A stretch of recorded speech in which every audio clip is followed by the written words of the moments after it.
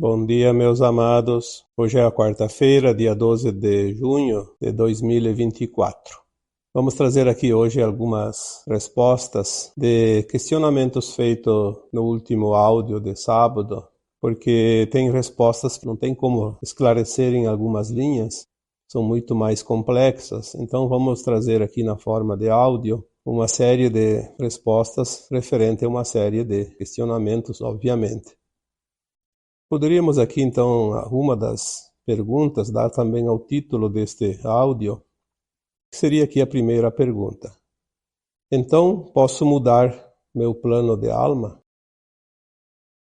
Sim, nós temos condições não de mudar o plano de um modo total, mas através das escolhas, nós vamos determinar o seguimento daquele plano.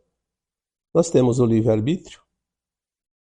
Nós falamos aqui das linhas de tempo e por isso essa pergunta, porque se nós criamos a linha de tempo individual, é óbvio que podemos mudar a linha de tempo, senão não teria como mudar, ela estaria definida.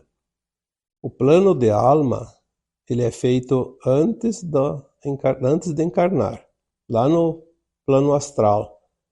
Enquanto a alma está fora do seu corpo material, ela tem a consciência mais alargada, ela consegue vislumbrar o passado e o futuro e ela faz uma autoavaliação de si mesma e elabora um plano de alma para a próxima encarnação. Eu já falei aqui alguns textos, alguns áudios anteriores sobre esse plano de alma, como ele é feito. Baseado na autoavaliação, a alma estipula tópicos que ainda precisa enfrentar, passar, experienciar, resgatar, aquilo que ela realmente entende que precisa passar. Então ela coloca uma linha de tempo onde ela coloca os pontinhos. Eu vou passar por aqui, por ali, como se fosse uma estrada. Ela encarna e, como todos, ao encarnar, a alma é submetida ao véu do esquecimento, principalmente quando ela chega na idade da segunda infância, ali por volta dos 14 anos, que ela tem plena consciência da sua responsabilidade. A gente chama isso de maioridade da alma. Então, como criança pequena ainda, ela tem bastante lembrança das vidas passadas, ela tem uma sensibilidade maior, mas ela não tem a responsabilidade, não tem o livre-arbítrio pleno. Aos 14 anos que ela atinge essa maioridade de consciência, ela assume a responsabilidade também dos seus atos. Então, a partir dali, ela tem condições de mudar a sua linha de tempo. Porque cada situação que chega, cada pontinho daquela estrada, vai acontecer algo que ela pediu e ela tem a escolha do que fazer com aquilo. Algumas almas resolvem corrigir o percurso, andar pela retidão da vida. Outras preferem o caminho torto, novamente. Então fica pendente para depois uma outra existência, uma outra encarnação. Então ela vai mudando a linha de tempo pessoal. Quanto à linha de tempo coletiva, uma alma sozinha não consegue mudar, a não ser que seja um avatar, como Cristo, por exemplo, que era um avatar. Então ele tem condições, pela sua consciência, de mudar uma humanidade toda, pelo peso da sua frequência. Mas uma alma comum, como nós todos, nós não podemos mudar sozinhos a linha de tempo do coletivo. Isso não há possibilidade, porque o peso é muito pequeno. Mas a soma de muitas almas, que a gente chama de massa crítica, consegue mudar uma linha de tempo do coletivo. O ponto interessante, eu diria, o melhor de tudo, é que uma alma consciente, uma pessoa que age no bem, que ela tem sempre o propósito de fazer o melhor, que está na intenção do bem, ela tem um peso comparado a 1.000, 2.000, 10.000, 50.000, 500.000, 1 milhão de pessoas que ainda se comprazem nas sombras. Por isso, se você é uma pessoa do bem, se você é uma pessoa que sabe realmente a responsabilidade que tem nesta encarnação, se você faz o teu melhor, sempre com a intenção do bem, você vai contribuir sozinho como tantos milhares de outras almas encarnadas. Então, por isso que às vezes não precisa tantas pessoas para conseguir mudar algo. Nós tivemos feito e divulgado, inclusive, algumas meditações coletivas nos últimos anos, principalmente ali de 2018 para cá, onde se pedia para que todos que pudessem participar de uma meditação coletiva a fim de mudar algo. Na verdade, o que era? Mudar uma linha de tempo. E se pedia lá que precisaria da massa crítica de 144.000 pessoas. Veja que não é muita coisa. 144.000 pessoas num mundo onde há aproximadamente quase 8 bilhões de almas encarnadas. Por que só 144.000? Porque é o suficiente para mudar uma linha de tempo. É uma vibração que consegue apenas 144.000, que dá uma coisa mínima, uma porcentagem mínima, consegue superar o restante. E é isso que nós temos que entender. A importância de você fazer o teu melhor, com a intenção sempre no bem. Você consegue superar.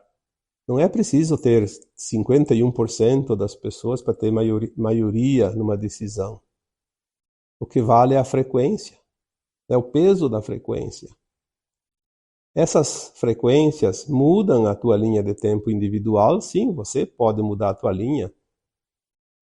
E ninguém mais pode. Até eu acho que eu respondi lá no YouTube mesmo uma questão, ou foi no individual, alguma questão assim que dizia, mas então eu posso mudar a linha de tempo do outro? Não. Você não pode mudar a linha de tempo do outro quando é uma linha individual. Você pode mudar a linha de tempo do coletivo se você, junto com outras almas encarnadas, vibrarem na mesma frequência para mudar aquela linha de tempo. Aí muda o coletivo. Obviamente o coletivo interfere no individual de uma forma ou de outra. Mas não necessariamente você pode, até porque você não tem a permissão de mudar a linha de tempo do outro. A não ser que o outro está pedindo para você orientações e você orienta ele e ele consegue mudar por conta própria, mas não é você que vai mudar. Lembre-se que o livre-arbítrio é respeitado, inclusive pelos espíritos abnegados que nos amparam, que nos orientam. Eles respeitam as nossas decisões, respeitam as nossas escolhas, porque nós precisamos fazer de acordo com aquilo que nós decidimos. As únicas entidades que forçam as almas encarnadas a agir contra a sua vontade, contra os seus interesses, são as trevas. E as trevas sempre fizeram isso. Elas são o obstáculo entre a luz e a sombra. Se não tivessem um obstáculo, não teriam sombras. A luz seria permanente em toda parte, em todo lugar.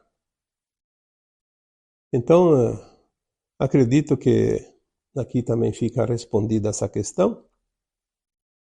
Eu não posso mudar a linha de tempo dos outros, mas eu posso mudar a minha linha de tempo. Eu posso mudar o meu plano de alma através das escolhas. E na verdade é um pouco complicado, porque mudar ou não mudar o plano de alma? O meu plano de alma está feito, mas é aquele daquela forma que eu coloquei aqui. São os pontinhos da trilha. Aquilo eu não posso mudar, porque aquilo eu escolhi antes de encarnar e é necessário para mim, para o meu melhor. Mas eu posso, a cada pontinho, decidir uma forma diferente, que vai mudar a sequência. Mas aquela sequência já está determinada. Em cada ponto, se eu decidir ir para a esquerda, ir para a direita, seguir reto, ficar parado, vai determinar que eu siga o próximo ponto, não necessariamente numa linha, numa outra linha. Então, a cada ponto ele cria várias linhas, vários segmentos. Mas todos esses segmentos, todas essas linhas estavam previstas pela minha alma, eram as possibilidades. Acredito que todos conseguem entender, então, que as escolhas são realmente muito importantes. Definitivamente, elas decidem a nossa vida. Aqui também nós vamos ver, então, uma relação entre a linha de tempo individual e a linha de tempo do coletivo. Muitas pessoas me pedem isso também, aqui era mais uma pergunta, mas eu acredito que nessa primeira resposta que eu já dei, ficou claro sobre isso também. A linha de tempo individual, ela é trabalhada por nós mesmos, é feito aquela trilha, aqueles pontinhos, como eu falei, antes de encarnar. A linha de tempo do coletivo, ela não é a alma que prepara, não é a humanidade que prepara. A linha de tempo do coletivo, ela está projetada dentro da criação daquele mundo, daquela humanidade. Então, quem determina a linha de tempo coletivo, aqueles pontinhos, aquela trilha, é o próprio Criador. Ele já prepara antes, na criação do próprio mundo, ele já tem todas as linhas lá adiante. Só que também tem essas possibilidades, assim como na linha de tempo individual, tem as opções. As linhas de tempo do coletivo, quem decide é o coletivo, em cada ponto, qual é o rumo que vai tomar. Se o coletivo tem a massa crítica necessária, ele determina em cada pontinho qual é a direção agora. Vai para cá, vai para lá, vai para cima, vai para baixo, né? É assim, a mesma coisa que a linha individual, só que daí quem decide é o coletivo, a massa crítica necessária vai decidir. Por isso que nós conseguimos, felizmente, por um número mínimo de almas encarnadas, conseguimos a massa crítica em 2010 para mudar a linha do Armagedão, que estava delineada, e muito bem delineada. Mas, uma vez decidido que não haveria mais o Armagedão, ela foi então descartada. Por quê? Porque no próximo ponto que a humanidade avançou, esta linha não existe mais. Ela ficou para trás, ficou lá atrás, na outra encruzilhada. Temos mais aqui uma pergunta. Se a linha de tempo muda, como explicar o destino? Ele existe? É interessante essa pergunta. O que é o destino? O destino, ele está em todo momento, em cada pontinho daquela trilha que eu falei aqui como exemplo, da linha de tempo traçada antes de encarnar. Se a alma, no plano astral, quando ela vê o futuro e também lembra do passado, ela precisa fazer uma escolha. Aonde eu vou passar na próxima encarnação? Quais as mudanças que eu preciso fazer? Quais os aprendizados? Quais os resgates? Se ela elabora isso, ela cria o seu destino naquela encarnação. Vamos falar o destino da encarnação, não vamos falar o destino da alma imortal, porque o destino da alma imortal é sempre a ascensão, é sempre seguir em direção à fonte, é subir, voltar para casa. Esse destino é uma coisa. O destino dentro da vida corpórea, dentro de uma encarnação, ela é escolhida além do projeto, da trilha, da caminhada, dos pontinhos, das encruzilhadas, vamos dar o exemplo aqui que quiser, a cada parada, a cada ponto, a cada situação, a alma escolhe o que ela quer fazer. Eu falei isso aqui nas questões anteriores. E dependendo da escolha, ela muda o seu destino. Sim, muda o seu caminhar, muda a estrada. Vamos dizer que o destino seja uma estrada a ser percorrida. Mas o final da encarnação, seja uma, seja outra, ela vai ter sempre a possibilidade de conquistar os objetivos traçados antes, porque qualquer decisão, no final, vai ter mais ou menos recursos aprendidos, mais ou menos méritos, ou também débitos. Então, o destino, se é visto desta forma, sim, nós podemos determinar qual o destino, já que são tantas possibilidades, porque não existe um destino traçado único.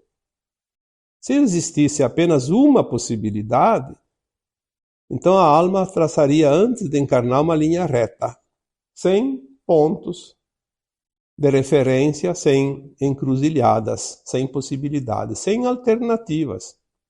Mas não é assim. Nós temos o livre-arbítrio, a escolha, nós temos a decisão. A cada dia, a cada hora, a cada mês, a cada ano você pode mudar. Falei uma vez sobre os setênios, a cada período de 7 anos você muda radicalmente a tua vida. Existem tantas possibilidades, mas tantas possibilidades que não há como entender o número de tão grande que é. Então você é dono de você mesmo, é dono do teu destino, é você que decide, não são os outros. Ah, porque a outra pessoa lá aprontou tal coisa e tudo mudou na minha vida. Na verdade, não foi a outra pessoa. Você tinha escolhido passar pela situação e a escolha que você fez determinou um caminhar numa direção. Então, muda-se tudo de acordo com o nosso livre-arbítrio, com as nossas escolhas, inclusive o destino. Então, dizer que o destino existe ou não existe? Sim. O destino é o ponto final de cada escolha que você vai fazendo, vai te remeter a um ponto, um destino, um lugar, uma posição, uma frequência. E isso já estava determinado por você, porque você escolheu um leque de possibilidades. Todas elas interessantes, umas mais, outras menos, mas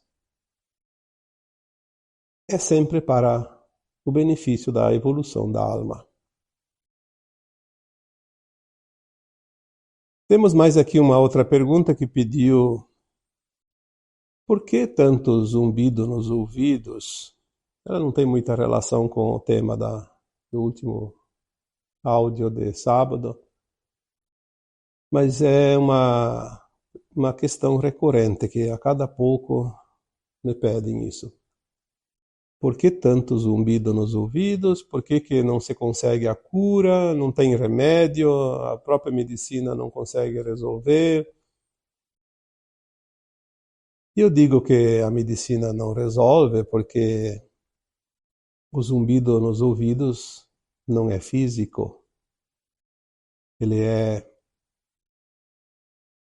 uma frequência e a medicina não trata de frequência. A medicina trata dos corpos, da matéria, do corpo físico. O zumbido no ouvido ou nos ouvidos, ele é sentido no corpo porque existe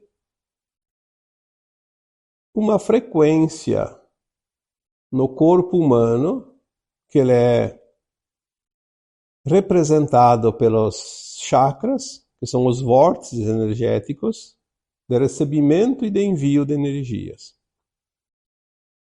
Os chakras são como se fossem portais no nosso corpo, tanto no físico quanto nos demais corpos, porque ele não fica só no físico. Mas vamos falar aqui dos chakras, os 7 chakras principais que nós temos.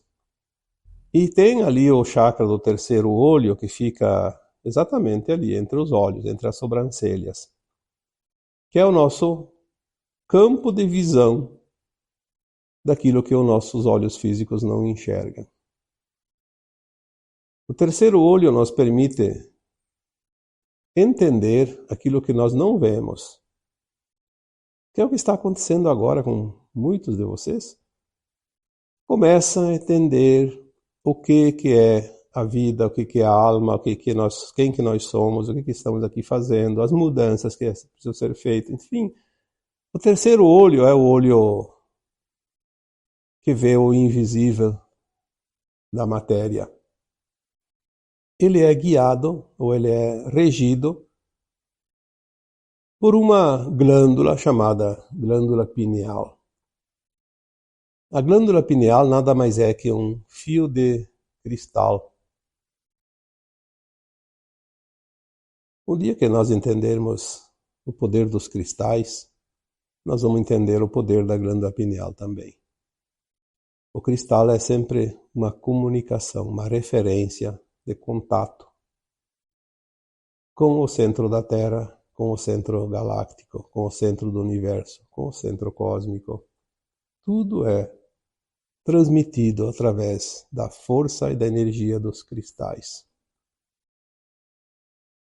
O cristal que está ali, que é a glândula pineal, ela tem a comunicação com os nossos eu superiores, com consciências superiores, com mundos superiores. Essa glândula pineal está sendo ajustada agora porque nós estamos ampliando a nossa consciência. Então ela precisa ser ajustada, porque nós vamos começar a receber mais e mais informações no passar dos dias. E não somente receber, como também vamos compreender e poder passar para outras pessoas. Então o chakra ele tanto recebe quanto envia. A glândula pineal, ela atravessa a nossa cabeça do terceiro olho, então seria esse ponto entre as sobrancelhas, até a nuca. É um fiozinho. Vamos imaginar uma corda de violão. Um fiozinho esticado. Ele atravessa a cabeça, passa pelas cavidades do ouvido. Os ouvidos, aprendemos isso na escola, ele tem aquelas cavidades internas. E é por isso que nós ouvimos, se não tivesse, não é a orelha que dá o som. É aquela cavidade que está lá dentro que faz com que a onda sonora vibre e que nós consigamos ouvir.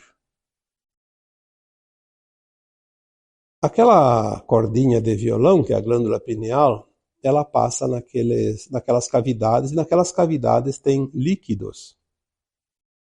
Como ela está sendo trabalhada, vamos dizer assim, esticada, ela vibra. E quando ela vibra, ela emite um som. Não é assim que funciona a corda de violão? Você dá um toque nela, dá aquele som e se prolonga. Este som produzido na água, das cavidades, no líquido, não sei se é água, líquidos, enfim. Aquele líquido, ao ser movimentado pela vibração da glândula pineal, provoca aquele ruído desagradável, que a gente chama de zumbido nos ouvidos. Por que tanta gente tem zumbido atualmente? Porque nós estamos trabalhando muito a atualização desse chakra. Mas eu diria, é ruim, mas é bom. Por quê? É ruim por causa do zumbido, mas é bom porque é um sinal que você está no processo de atualização energética, de frequência. Não que aqueles que não tenham zumbido não estejam. Muitos estão já prontos, não tem mais zumbido. Passaram, se não nessa vida, numa outra vida. Muitos não sentem, porque o ajuste ele é mais suave, normal, como se diz, devagar, continuado. Já aqueles que passam por um processo intenso e rápido, então ele precisa vibrar mais. Então é um apressamento, como se diz. Então, obviamente, vai provocar o ruído. Então não se preocupe muito com isso. E sim entenda, quando tem o zumbido, comece a pensar, então estou trabalhando a glândula pineal, está fazendo o ajuste, vai durar o tempo necessário e depois passa. E passa mesmo, com o tempo vai diminuir. Tem algumas pessoas que ficam algumas horas, alguns dias, alguns meses. Tem algumas pessoas que ficam anos. Quanto mais nós brigamos com o barulho do zumbido, quanto mais nós nos incomodamos com ele, quanto mais nós ficamos nervosos e preocupados, mais tempo e mais forte ele parece que ele é. Na verdade, ele não aumenta, mas parece mais insuportável. Fazer respiração consciente. Jogar esse ar que a gente respira, que são os pranas, lá no ouvido para que diminua um pouquinho.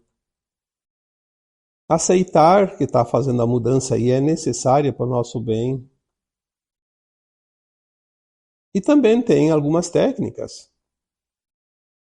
Eu atendi muitas pessoas com zumbido e aplicando reiki, fazendo uma série de aplicações.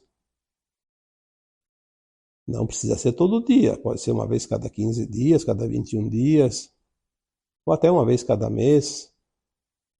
E vai equilibrar os chakras, vai equilibrar também este chakra. Uma vez que eles estão mais alinhados, a energia é distribuída no alinhamento dos chakras.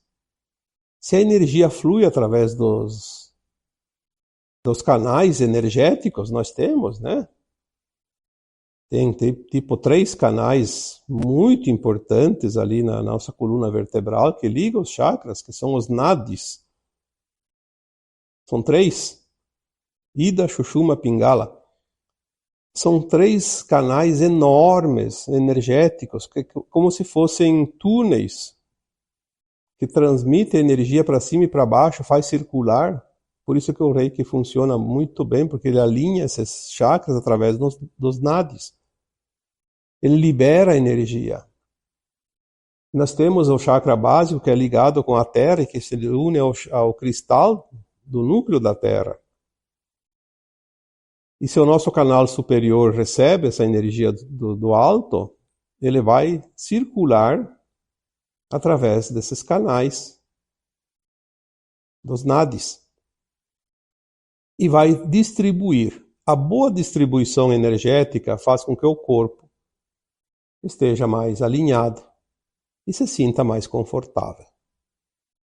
Lembrando que todos os sintomas são ajustes energéticos, seja até um sintoma de uma doença. Está alinhando a energia. A doença nada mais é que uma energia estagnada que passou do prazo de ser liberada e não tem mais o que fazer a não ser sair daquela forma. Remover através de uma doença. É a forma mais rápida, mais dolorosa também, para expelir aquela energia que precisa ser expurgada. Aqui teria mais uma pergunta, que eu acho que daí podemos finalizar, porque tem mais algumas aqui, mas podemos deixar para outro dia, porque são tantas. As famílias na quinta dimensão. Como serão as famílias na quinta dimensão? Bom, nós temos o conceito de família, a família consanguínea. Pai, mãe, filhos, irmãos. Depois vem mais os avós, os netos, genros, noras, cunhados, cunhadas. e vai crescendo. Mas a família tradicional, pai, mãe, filhos, é o núcleo familiar menor. Mas quem são as famílias? As famílias são um grupo de pessoas. Não precisa ser consanguíneas. Pode ser uma família de colegas de aula, por exemplo, de escola. Formar uma família, porque família não é só consanguínea, como eu disse. São grupos de pessoas que se unem por uma certa afinidade ou com um certo propósito.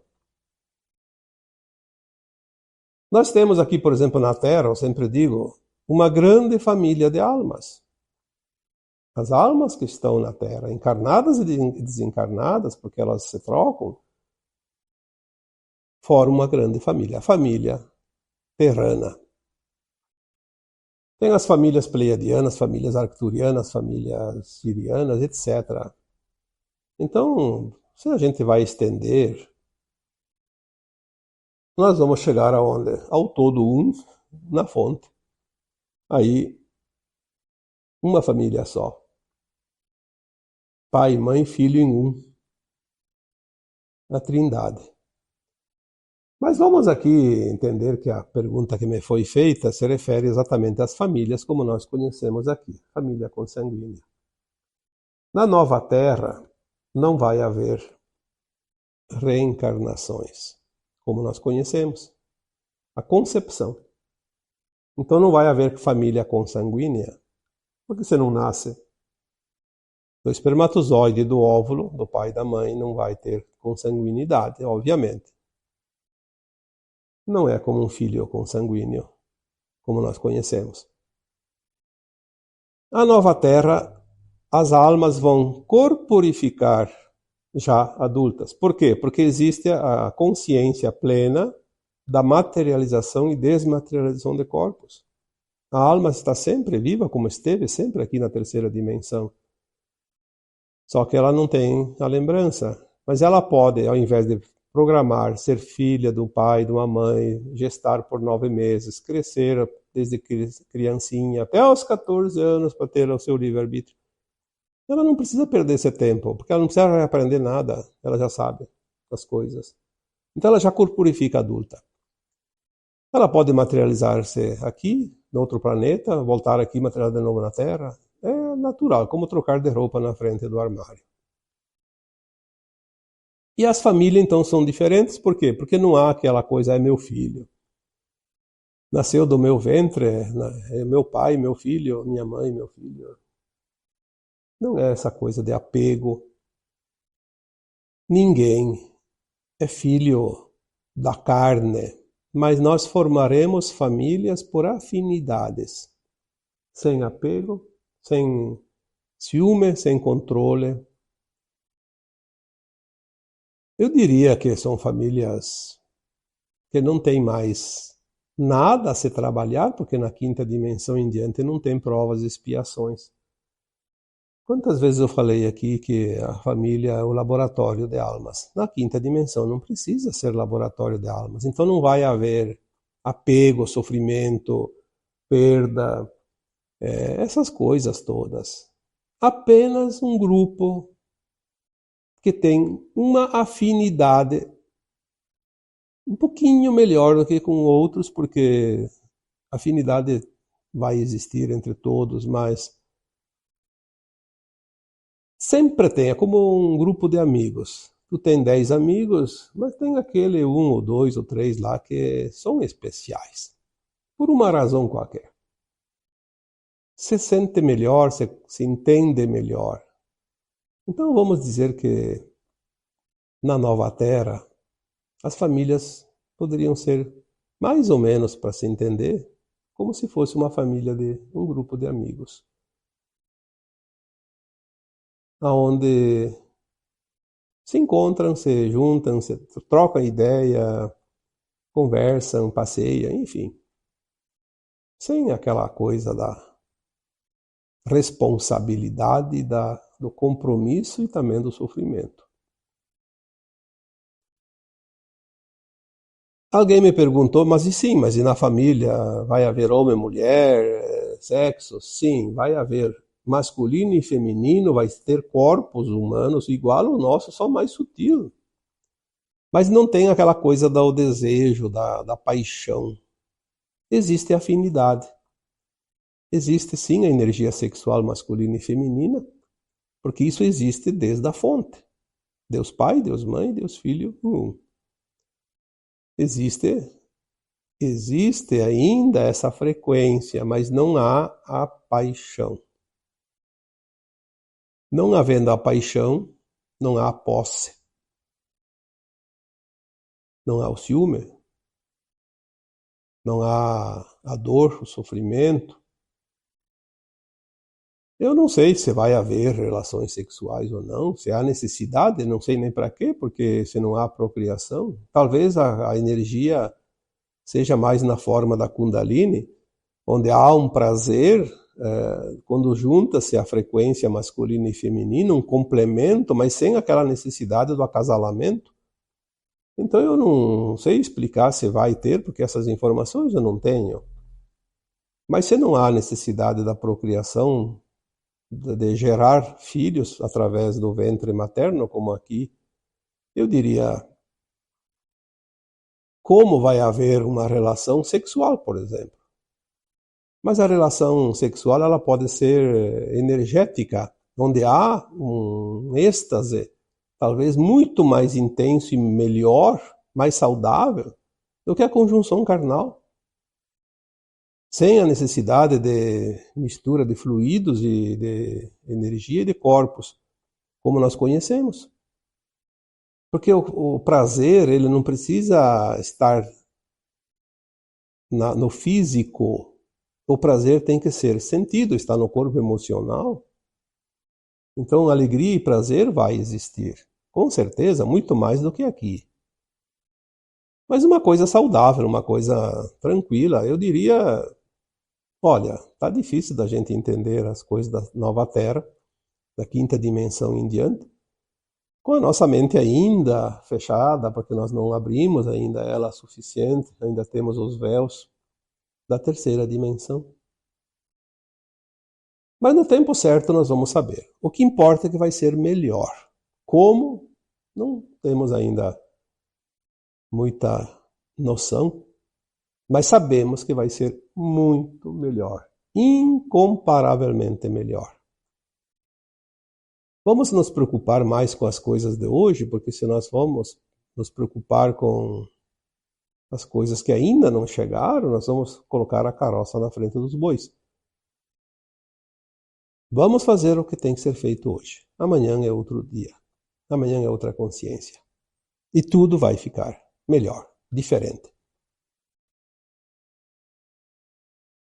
Então, respondemos algumas perguntas, algumas questões aqui hoje. Ficou umas aqui para trás. Faremos outro dia uma nova menção a essas dúvidas num outro áudio para que não fique tão extenso. Senão vocês vão se cansar. Está bem? Então, agora eu vos deixo com o meu abraço de luz em cada um de vocês. Namastê.